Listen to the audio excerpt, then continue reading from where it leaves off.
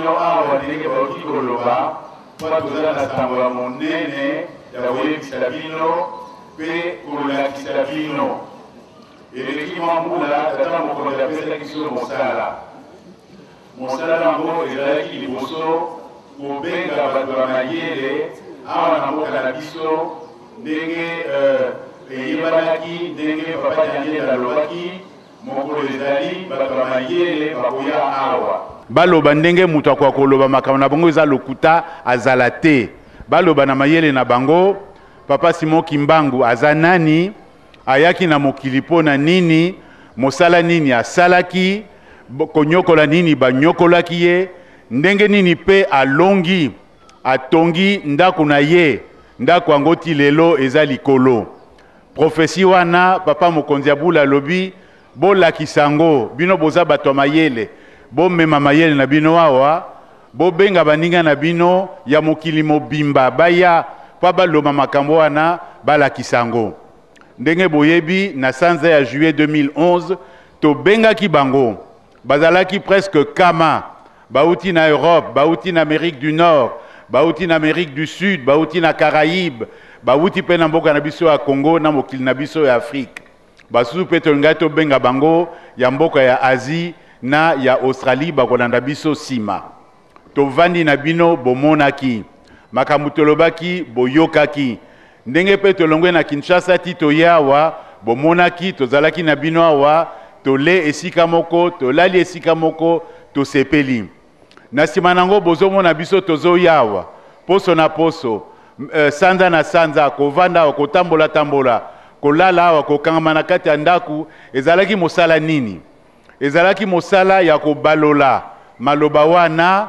po ekoma buku ndenge balobaka maloba epanzanaka kasi buku ekotikala tovandi wana mbula mibale na basanza eleki ngai na ndeko na nga Sabakinu na basistant na biso butu moi mokolo mokolo poso na poso sanza na sanza ti toye kosilisa mosala yango esengo monene yango wana tomemeli bino yango buku yango yango oyo mibale ezali wana na bapage 1000 page bato ebele bakomi na kati ezali mbala liboso Église Kimbangiste na mosala ya papa Kimbangu ezwi buku ya boye eza biloba loba te ezali penza biloba na bokomeli ya bato ya mayele po na biso ezali lokola fondation ya ndaku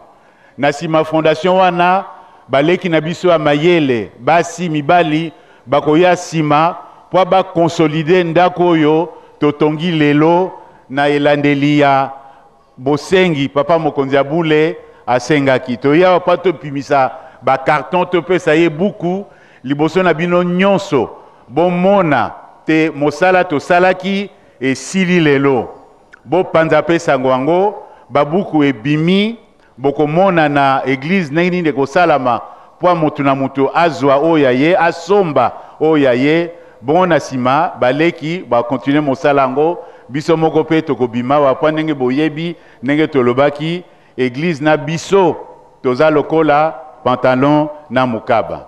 Merci mingi na bino banso.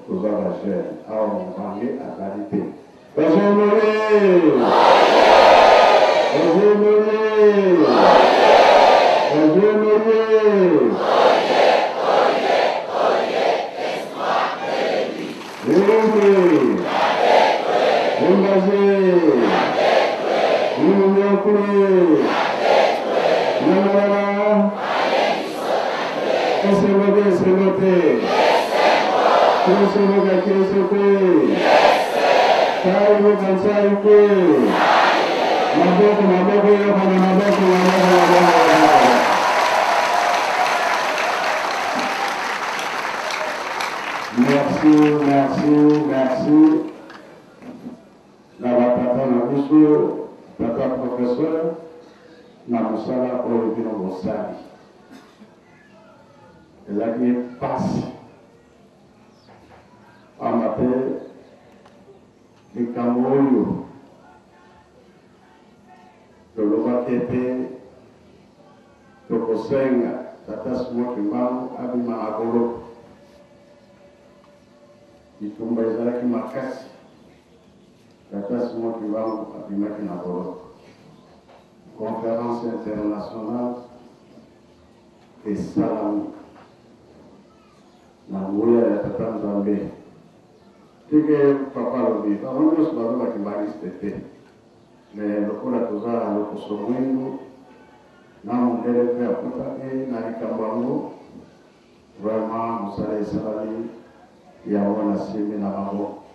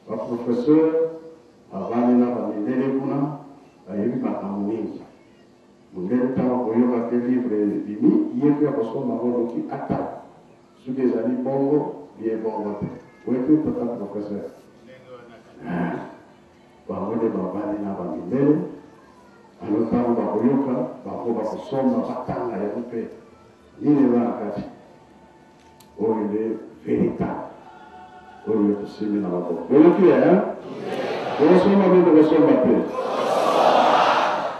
Bosoma na kotanga eza teke oki kotiango na chambre eza na kapongi te.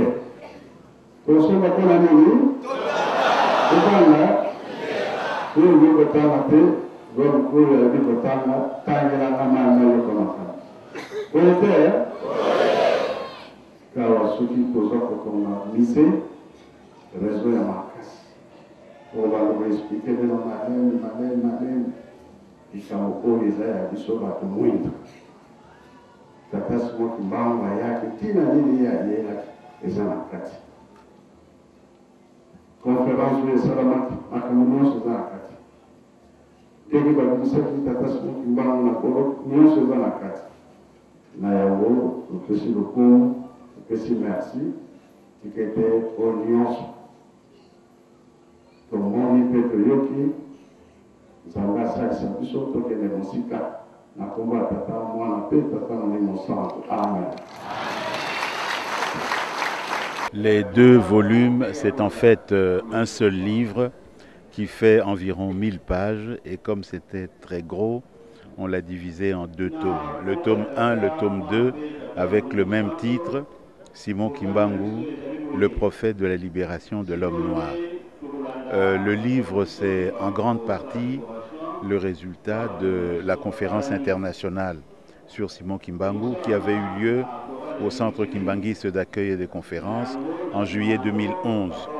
Les présentations des gens ont été revues, corrigées, aménagées et nous avons ajouté d'autres textes, notamment l'arrêt du 20 juillet 2011 de la haute cour militaire sur Simon Kimbangu. Donc c'est important parce que c'est la première fois que des savants venus de toutes les parties du monde, de plusieurs disciplines, de plusieurs générations, se sont mis ensemble pour dire la vérité sur Simon Kimbangu.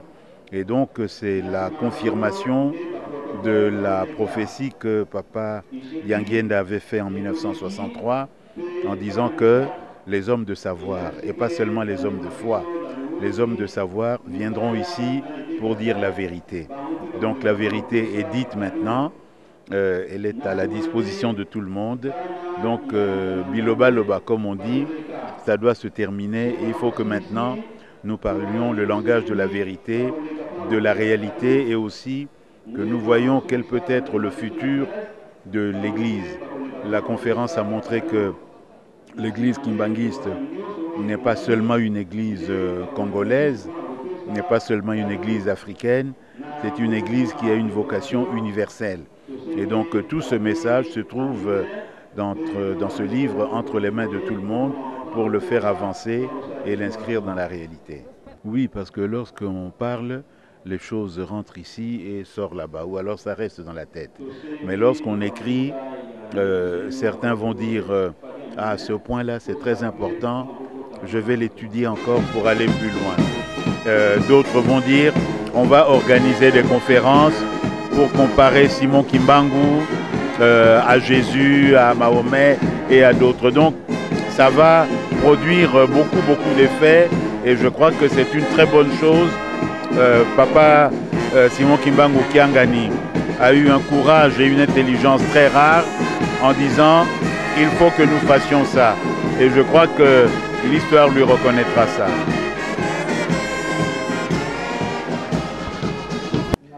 Mais nos impressions ne sont que très bonnes. Nous avons en fait accompli la mission que son éminence Simon Kimbangu Kiangani nous avait confiée dans le cadre de l'organisation de ces colloques internationaux sur Papa Simon Kimbangu. Les livres sont là, on vient de le dire, 2 tomes, 1000 pages, des titres précis, Simon Kimbangu, le prophète de la libération de l'homme noir. C'est toute la problématique qui est engagée là-dedans, sous différentes approches. Et nous pensons qu'avoir réalisé un travail assez important. Il y a plusieurs communications ou textes qui sont là-dedans, venus de partout, en fonction des disciplines des gens. Et nous pensons aussi que ces actes, cet ouvrage va ouvrir de nouvelles perspectives de recherche.